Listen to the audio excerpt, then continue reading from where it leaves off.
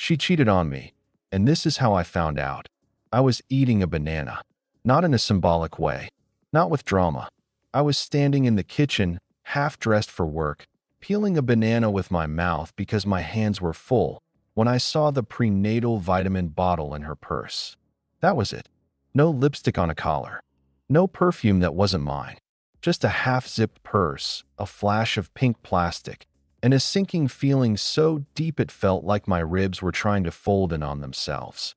I didn't say anything. I didn't need to, because I knew. And the worst part? I had already known for months. This was just the receipt, the signed confession, the baby-sized proof.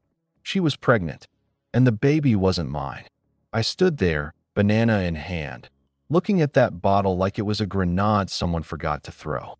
And then she walked in behind me, kissed me on the cheek, and said, "You okay?" I smiled and said, "Yeah, just thinking." Thinking?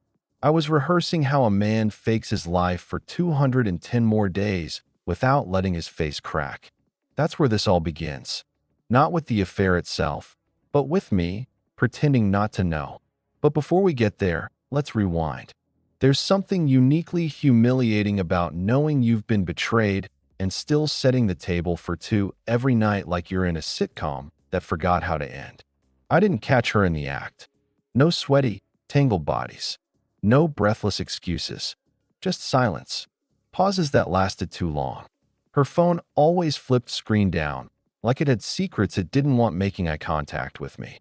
You know the kind of silence I mean. The one that hums between you, heavy with things neither of you are brave enough to say out loud. We still went to the gym together. That was the joke of it. Same car, same playlist. Her singing along to Fleetwood Mac like she wasn't screwing a guy who called protein protons. Kyle. His name might as well have been warning sign. I watched their conversations from across the weight room like I was in a badly written spy movie. She'd laugh too hard, touch his arm too long. He'd flex when she walked by, the kind of flex that wasn't about the weight he was lifting. It was about her watching him do it. And I pretended not to see. I became a man so invested in the illusion of marriage that I willingly played the understudy in my own life. Why? Because I thought maybe it would go away. Maybe if I was patient enough, good enough, forgiving enough, whatever it was, they'd stop. She'd snap out of it. We'd go back to how it was. We'd laugh again. We'd be fine. But the thing about betrayal is that once it starts, it doesn't backpedal. It creeps in, sets up camp, and waits. And before you know it, you're standing in the kitchen with a banana in your mouth, staring at a bottle of prenatal vitamins that don't belong to you. I didn't confront her that day. I didn't say, "Francis, whose baby is that?" I kissed her back, drove to work, sat through meetings, and nodded like my life wasn't on fire. That's the part nobody tells you about infidelity. It doesn't break you all at once. It unthreads you, one humiliating day at a time. We met at a farmer's market. Yeah, I know, sounds like something out of a self-help memoir. But I swear, it happened just like this. She was comparing heirloom tomatoes, and I made a joke about how they all looked like they'd been through war. She laughed. A real laugh. The kind that makes you feel like you earned something. Frances had this way of looking at people, like she already knew if she was going to let them in. She let me in that day. I bought us coffee from a guy who roasted his own beans out of a school bus.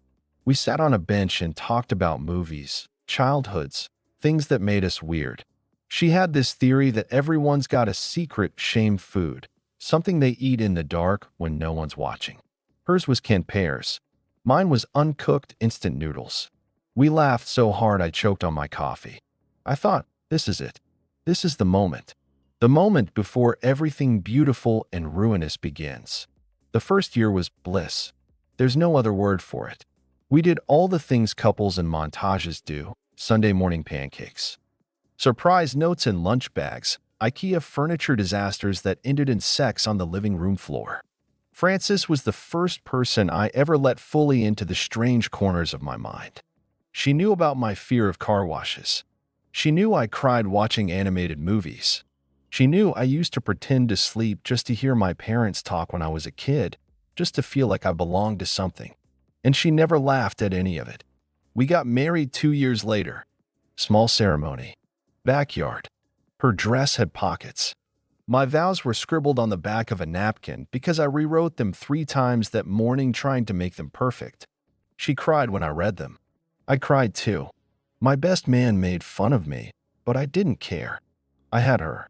That was enough. We bought a condo near the city and joined a gym together because couples who sweat together stay together, she said, giggling. I hated cardio, but I liked watching her from across the room, focused, determined, beautiful. I thought we were growing stronger together. That's the thing about hindsight. It makes you want to slap your past self across the face. I didn't see it coming. I really didn't. Or maybe I saw just enough to ignore. Because when love is good, you build your whole self around it. You stop checking for cracks in the walls. You believe, stupidly, that you're immune. We weren't. And soon, the same gym that held our sweaty, laughing selves would become the place where she met the man who would undo me. I started noticing it around month 3. Noticed, not new. There's a difference. The noticing is soft. It gives you plausible deniability. Her routine shifted. She used to go to the gym with me at 6 a.m. sharp. Then it was, I'll meet you there. Then it was, actually, I went earlier. Then it was, I think I'm just going to go alone today, helps me focus. One morning, I came in as she was finishing. Her face flushed, her hair wet, not from sweat, but from a shower. She never showered at the gym before. I kissed her cheek. It was cold. There was a dampness behind her ear, not sweat, clean water. She looked, surprised to see me. That was the first time I said it in my head, something's off. Then there were the protein shakes. 2 of them. Always 2 in the car cup holders when she picked me up, but she only ever drank 1. I thought you'd want one, she said. But she never offered it. Just tossed it in the back seat. One day, I opened the glove compartment looking for gum. Instead, I found a folded gym towel. Not ours. We bring our own. This one had the gym's name printed on it. So did the other one underneath. 2. Used. Rolled up like secrets. Still, I said nothing. You'd be surprised how long a man can live inside denial when he desperately doesn't want to move out of love. The climax came slow, then all at once. We were supposed to go to her mother's for dinner. She said she wasn't feeling well. I offered to stay home. She insisted I go. It was odd, but not odd enough. When I came back, the front door was locked. Not just locked, double-bolted. The lights were off. Her gym bag was gone. So was her spare set of running shoes. I sat on the couch and waited. At 10:47 p.m., she came in. Hair wet again. This time not from a shower. From rain. But it hadn't rained. No kiss. Just a hey, sorry, needed air. That night, I did something I hadn't done in years. I checked her phone. Not messages. No one's that stupid anymore. I checked the health app. 9 miles. Logged at 7:15 p.m. That's not a run. That's a location. I looked at her calendar app. Hidden reminders, Kyle, Jim, repeated. Coded as KG. Real subtle. I started going to the gym alone again. Watching. And there he was. Kyle. Tank top. Beard sweat. Walking cliché. Smiling at the receptionist like he owned the air. One day, I followed him to his car after a workout. Just to see. Just curiosity. He opened the passenger door before starting the car. Francis climbed in. That was it. No kiss. No touch. Just confirmation. I went home. Sat on the floor of the laundry room. I stared at a pile of mismatched socks and realized I hadn't been wearing real socks in weeks. Just the same 3 pairs, rotated. Life had collapsed into a cycle. So had she. Then came the banana. The prenatal vitamins. I didn't cry. Not at first. I laughed. Out loud. Like a lunatic. Like a man who just realized he's been in a sitcom this whole time. But he's the only one without a script. I said to the empty kitchen, okay. Then I made a sandwich. Turkey. Extra mayo. Because what the hell else are you supposed to do when your wife's baby isn't yours and the gym guy probably thinks protein powder counts as personality? I always thought betrayal would be loud. I pictured screaming. A slammed door. Maybe shattered glass. Something theatrical. Instead, It's quiet, surgical. It unfolds in the spaces between routine and trust. I found out more than I wanted to, and I found it in the dumbest possible ways. First clue, her workout gloves. She had two pairs. One for upper body days, she said. I didn't even question it because that's the kind of man I was. I believe my wife needed two pairs of gloves to pick up the same 5-pound dumbbells she always used. But one day, I picked them up off the back seat, and they were damp. Not sweaty, not used, washed, like someone had carefully removed something from them. Second clue, receipts. I went through the center console in her car, looking for change. What I found instead was a folded receipt from a gas station 30 minutes away from the gym. Why would she fill up there? Then I saw it. A second line item, shower towel rental, $6.99. That wasn't even a gym towel. It was from a spa attached to the gym. A spa I didn't know existed. I Googled it. Massage tables, private showers, couples packages. The horror of it all wasn't just the sex. It was the logistics, the scheduling, the polite customer service interactions that must have occurred in the lobby while I was at home cleaning our lint trap. One day, I found her old Apple Watch. She'd said it stopped working. I charged it out of boredom. Synced it. Guess what popped up? Saved workout routes. One was labeled Interval with K, a route that stopped at a nearby boutique hotel. Same hotel every Thursday. Same room number. They kept using room 207, like it was a routine, a ritual. She was sleeping with Kyle in a hotel room while telling me she had a new personal trainer session. And the worst part? She paid for it. All of it. On our joint card. She booked the hotel room under her maiden name. Cute, right? Frances Holloway. It was like she reverted into someone else, a ghost of who she was before we got married. Like cheating gave her some twisted kind of freedom. I called the hotel once. Just once. I asked if Frances Holloway had a reservation. They said, "Oh yes, she's one of our regulars." I hung up and threw my phone against the kitchen cabinet. Didn't even break. That same day, I found her gym playlist. She called it Leg Day, with a fire emoji like a teenager. I played it. The second song was Sex and Candy. I don't know if you've ever tried folding laundry while listening to that and thinking about your wife in a hotel room with a guy who refers to his arms as the gun show. Not recommended. But here's the kicker. The real twist of the knife. She still kissed me goodbye. Still brought me coffee some mornings. Still asked me to rub her back at night because her muscles were tight. She let me hold her stomach while we watched movies. Her pregnant stomach. And I believed, until I couldn't anymore. I believed she loved me. Or maybe she did. In the way you love a dog. Or a good coat. Something warm. Familiar. Something that doesn't ask too many questions. There's a moment after the betrayal when the pain goes quiet. It doesn't stop. It just shifts. It stops screaming and starts whispering. That's when the questions come in like static.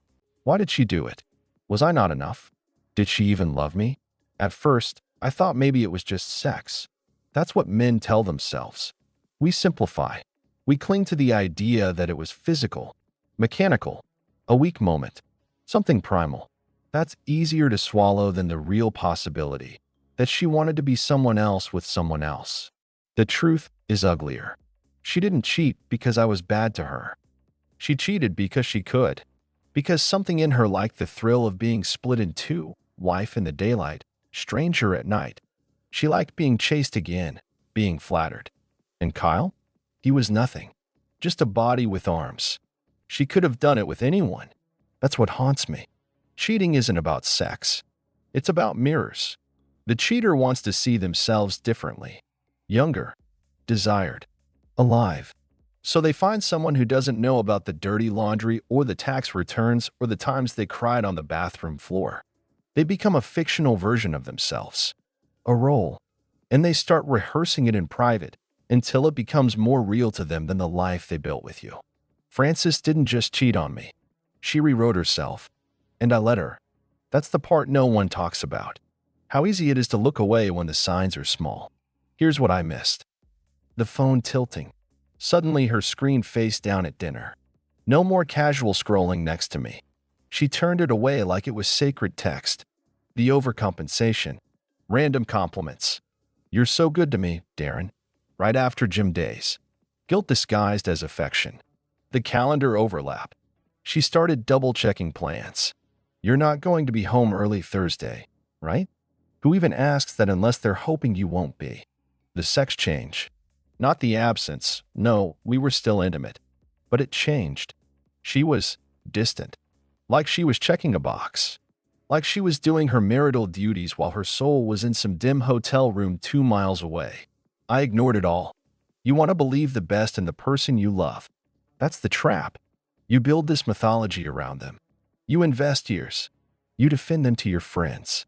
You call it loyalty, but sometimes it's just fear. Fear of being alone, fear of being wrong, fear of having to start over. I thought love meant believing her. Now I know that love, real love, also means paying attention. They don't cheat because they hate you. They cheat because they hate themselves, just enough to want to escape. Just enough to want someone who doesn't know what's broken inside them yet. And the worst part? They always come home. They crawl back to your bed, wash their face, kiss you goodnight, and sleep like nothing happened. Because the lie only matters if you know it. Pregnancy. I didn't find out because she told me. I found out because I'm an idiot who still checked the mail. That's right, the mailbox. That sad, rusted metal box we talked about replacing 5 times. I was grabbing a coupon booklet, a Bed Bath & Beyond catalog, and a piece of official-looking mail addressed to Francis from someplace called Camden OB/GYN Partners. Now I'm not a genius, but I know what an OB/GYN is. I also know we hadn't had sex in a while, not since her strained lower back made her groan when I even hugged her too tightly. Which was weird, considering how she still seemed to make it to the gym religiously 4 times a week to stretch it out. I opened the letter. Yes, I opened my wife's mail. Call the ethics police. The first line hit like a cinder block. Confirming viability at 11 weeks. Estimated due date, December 3rd. I stood in the driveway reading that letter while the neighbor's chihuahua barked at my ankles. 11 weeks. Which meant, doing the math, the conception date fell exactly during that spa weekend she took for self-care. Self-care, my ass. I went inside, letter in hand, heart somewhere around my stomach.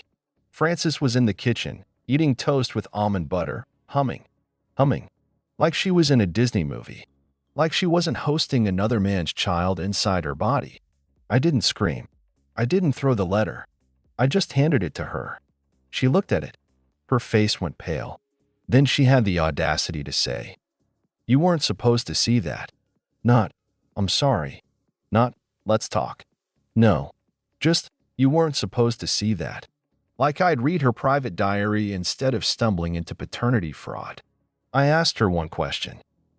"Is it mine?" She paused. She actually paused, like it required thought. Then she whispered, "No." And that was it. That was the entire burial of our marriage. No fight. No explanation. No big speech.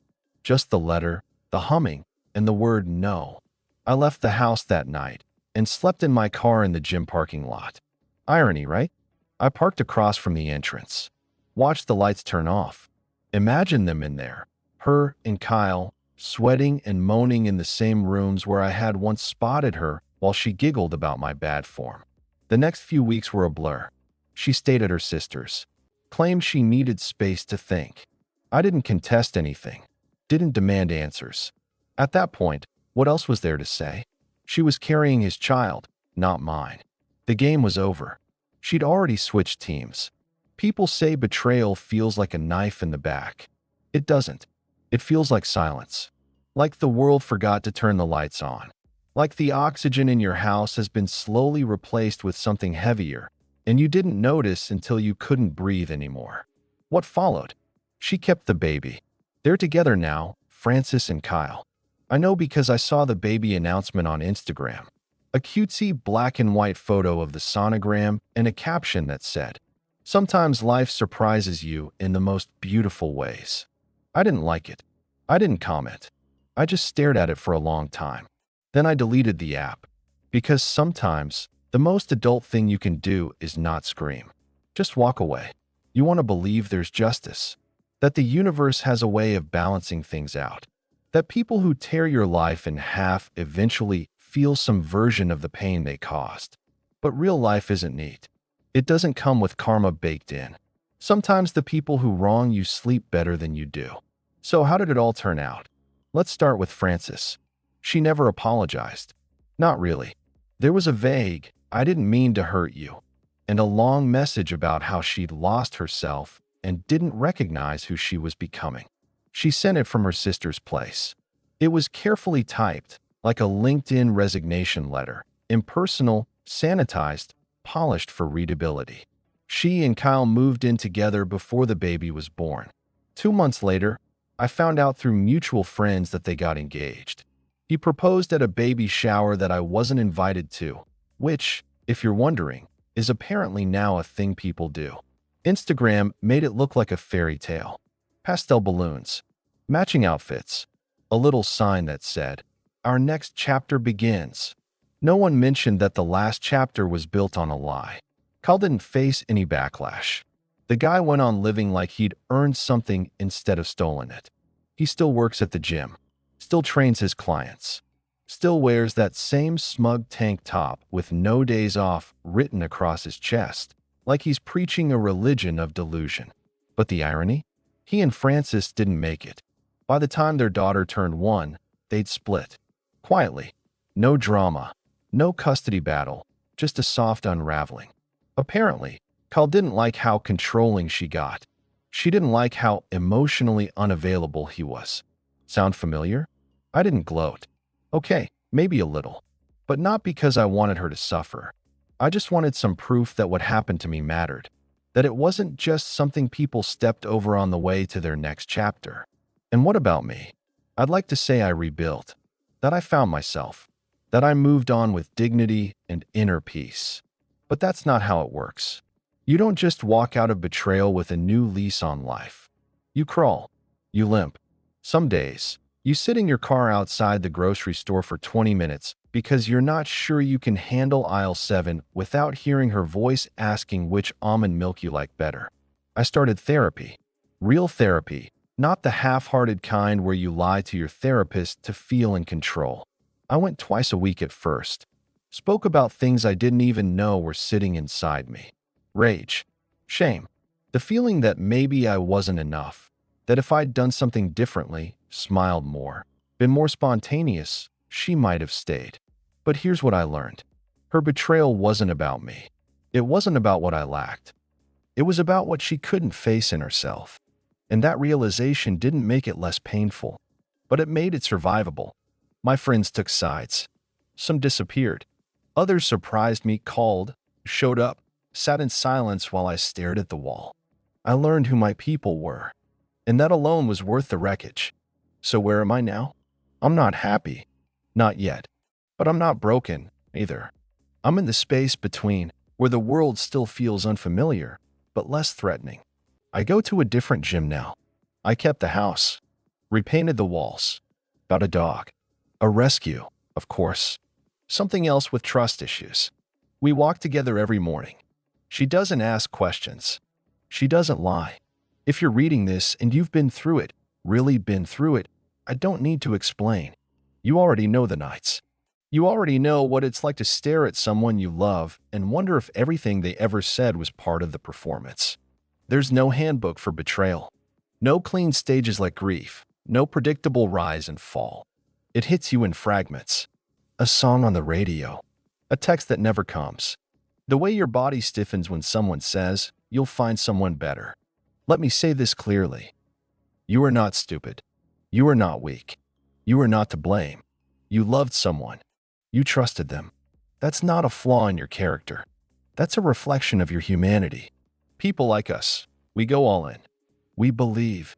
And when it blows up in our faces, we're left with the pieces, wondering if maybe we misread the whole damn thing. The truth? Sometimes people lie because they're cowards. Sometimes they cheat because they're hollow. Sometimes they hurt you not because of who you are, but because they don't know how to be honest with who they've become. It doesn't make the pain go away, but it helps shift the target. If you've been betrayed, I want to say this. You're not alone. There are millions of us walking around with invisible bruises. We hold down jobs, raise kids, crack jokes at brunch, but underneath, we're different now. Sharper in some places, softer in others. The hardest part isn't the lie. It's what the lie kills inside you. Your sense of intuition, your trust in your own memory, your ability to believe that love is real and not just something people say when they're bored or scared or selfish. But healing isn't about pretending it didn't happen. It's about knowing it did and choosing to keep living anyway. You will never be the person you were before. But maybe that's okay. Maybe the new version of you is more awake, more discerning, less likely to ignore the quiet red flags you used to call quirks. And if you're still with someone who lies to you, cheats on you, manipulates your kindness, let me be blunt. Leave. You don't need permission. You don't need all the answers. You just need one moment of clarity to say, I deserve better than this. Because you do. We all do.